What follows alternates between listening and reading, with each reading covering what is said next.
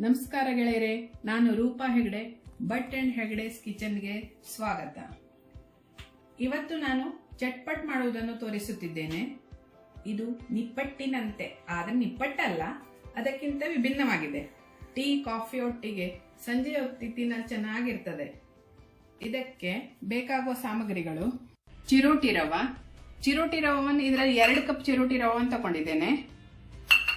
ಹೆಸರುಬೇಳೆಯನ್ನ 1/4 cup ಹೆಸರುಬೇಳೆ ನೆನೆ ಹಾಕಿದ್ದೇನೆ.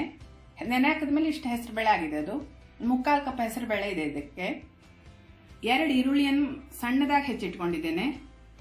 4 ಹಸಿಮೆಣಸನ್ನು ಚಿಕ್ಕದಾಗಿ ಹೆಚ್ಚಿಟ್ಕೊಂಡಿದ್ದೇನೆ. ಕರಿಬೇವನ್ನು ಸಣ್ಣದಾಗಿ ಹೆಚ್ಚಿಕೊಂಡಿದ್ದೇನೆ. ಉಪ್ಪು, ಇದು ಸ್ವಲ್ಪ ಸಣ್ಣ ಮೆಣಸಿನ ಪೌಡರ್ ಮಾಡಿದ್ದು. ನೀವು ಬೇಕಾದ್ರೆ ಹಸಿಮೆಣಸಿನ ಪೇಸ್ಟ್ ಅನ್ನು ತಗೊಳ್ಬಹುದು. ಇದೆ ಎಲ್ಲ ಕಡೆ ಇರೋದಿಲ್ಲ. ಹಸಿಮೆಣಸಿನ ಪೇಸ್ಟ್ ಅನ್ನು ತಗೊಳ್ಳಿ. ಕರಿಯಲ್ಲಿ ಎಣ್ಣೆ.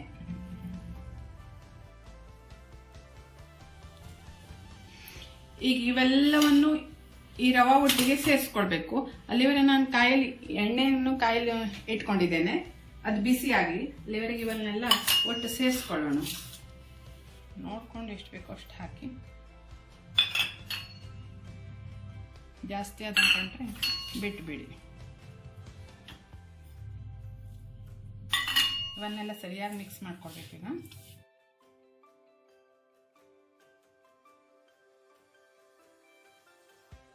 ಸರಿಯಾಗಿ ಮಿಕ್ಸ್ ಆಗಿದೆ.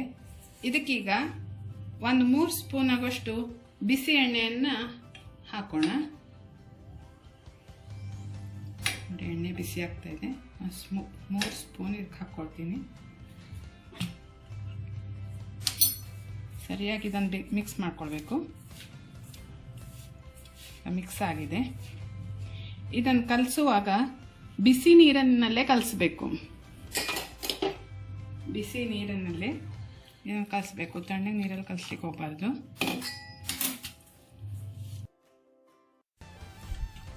ನೋಡಿ, ಈಗ ಪೂರ್ತಿ ಕಲಸಾಗಿದೆ. ಇದಕ್ಕೆ ಖಾರ ನಿಮಗೆ ಬೇಕಾದಷ್ಟು ಹಾಕೊಳ್ಳಿ. ಜಾಸ್ತಿ ಬೇಕಾದರೆ ಜಾಸ್ತಿ ಹಾಕೊಳ್ಳಿ, ಇನ್ನು ಕಡಿಮೆ ಬೇಕಾದರೆ ಕಡಿಮೆ ಹಾಕೊಳ್ಳಿ. ನಿಮ್ಮ ಅನುಕೂಲ ಅದು. ಉಪ್ಪು ಅಷ್ಟೇ ನೋಡ್ಕೊಂಡು ಹಾಕೊಳ್ಳಿ, ನಿಮ್ಗೆ ಎಷ್ಟು ಬೇಕೋ ಅದು ಅಷ್ಟು.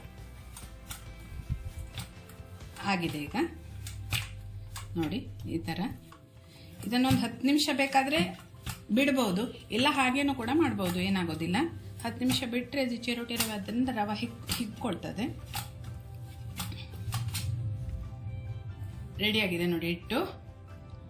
ಈಗ ಇದನ್ನು ಲಟ್ಸೋಣ. ಈಗ ಲಟ್ಸ್ಕೊಳ್ಳೋಣ. ಸ್ವಲ್ಪ ಎಣ್ಣೆ ಹಚ್ಕೊಂಡೆ ಲಟ್ಸ್ಕೊಳ್ಬೇಕು ಇದನ್ನು. ನೋಡಿ ಈ ಥರ.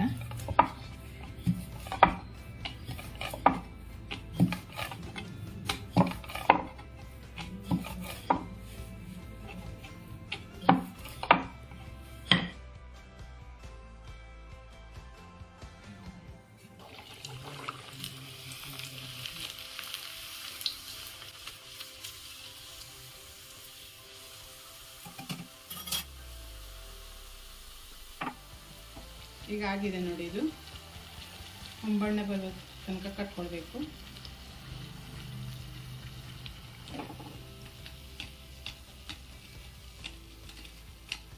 ನೋಡಿ ಕಾಣಿಸ್ತಾ ಇದೆ ಹೇಳಿ.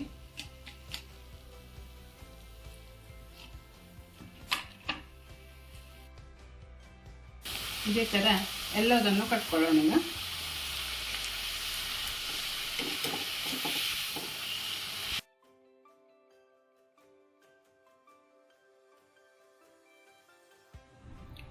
ನೋಡಿ ಈಗೆಲ್ಲ ಕರ್ದು ಮುಗ್ದಿದೆ. ಎಷ್ಟು ಚೆನ್ನಾಗಿ ಕಾಣಿಸ್ತಾ ಇದೆ ನೋಡಿ. ನೋಡಿ ಹೇಗೆ ಎಷ್ಟು ಕ್ರಿಸ್ಪಿ ಆಗಿದೆ. ತಿನ್ನಲು ತುಂಬ ಚೆನ್ನಾಗಿರ್ತದೆ. ನೀವು ಮಾಡಿ ನೋಡಿ, ಹೇಗಿದೆ ಅಂತ ಕಾಮೆಂಟ್ಸ್ ಮೂಲಕ ತಿಳಿಸಿ. ಲೈಕ್ ಮಾಡಿ, ಸಬ್ಸ್ಕ್ರೈಬ್ ಮಾಡಿ.